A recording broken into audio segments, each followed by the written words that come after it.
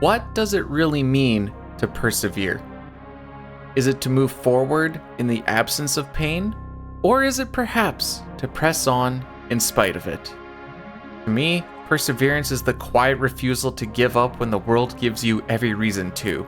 It's not just endurance, it's the choice to endure. A deliberate act of continuing forward when progress is slow, when no one is watching, when the outcome is still uncertain. It's what lives in the space between failure and success, in the grit behind resilience, in the moments where quitting would be easier but something inside says, not yet. It's not loud or glamorous, it's often invisible. It shows up in the way someone gets out of bed after a heartbreak, how they keep creating when no one's paying attention, or how they confront fear, doubt, or loss, without letting those things define them. It's human stubbornness turned noble, where struggle transforms into growth. To persevere is to believe that what you're reaching for matters more than how hard the reaching is.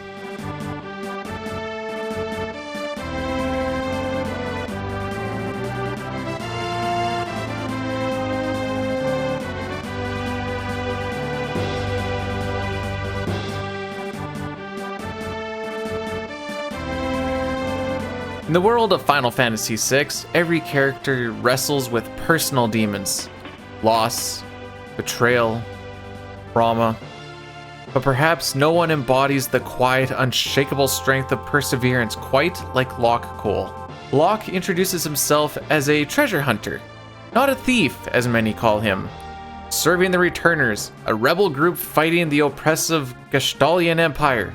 But beneath his easy charm and dashing demeanor is a man haunted by his past.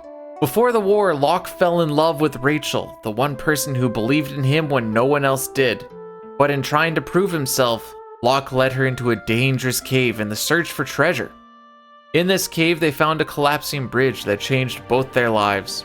Rachel saved him by sacrificing herself where she suffered a fall and lost her memory. Rejected by her and her family, Locke left Kolingen. When Locke returned a year later, the Empire had attacked the town, and Rachel was found dead and her home destroyed. Locke had learned that shortly before Rachel died, her memories had returned to her, her last words being Locke's name. Locke was extremely racked with guilt for ever leaving the town and felt personally responsible for Rachel's demise. Unable to let go of his guilt, Locke began searching for a way to bring her back.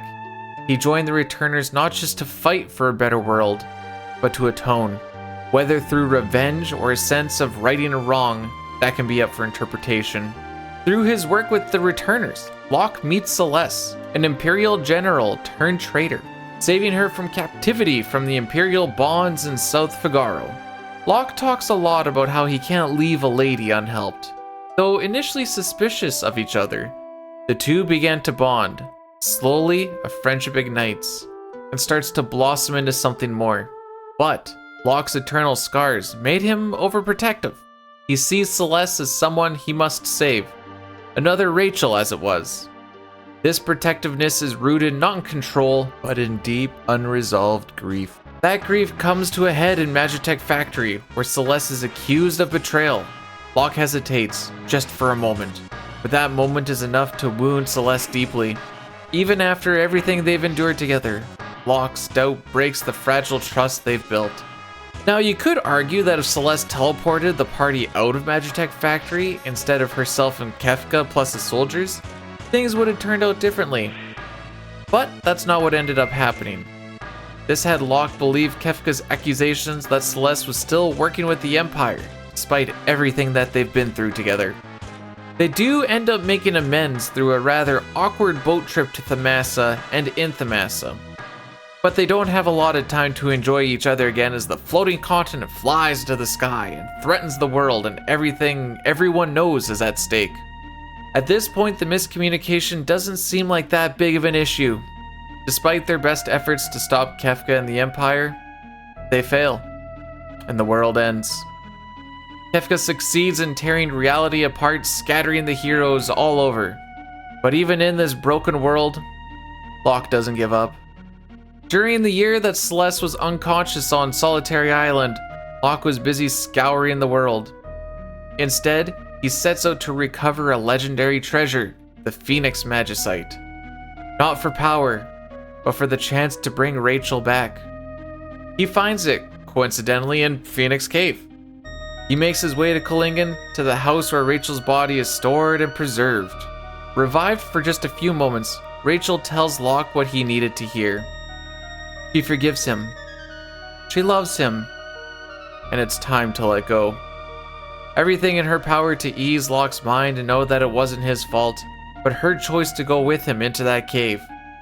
She merges with the Phoenix, restoring its power and giving Locke the closure he's chased for so long.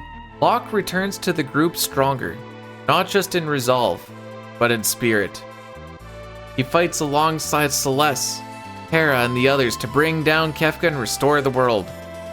He even claims to Kefka before the final fight, "And I have learned to celebrate life and the living."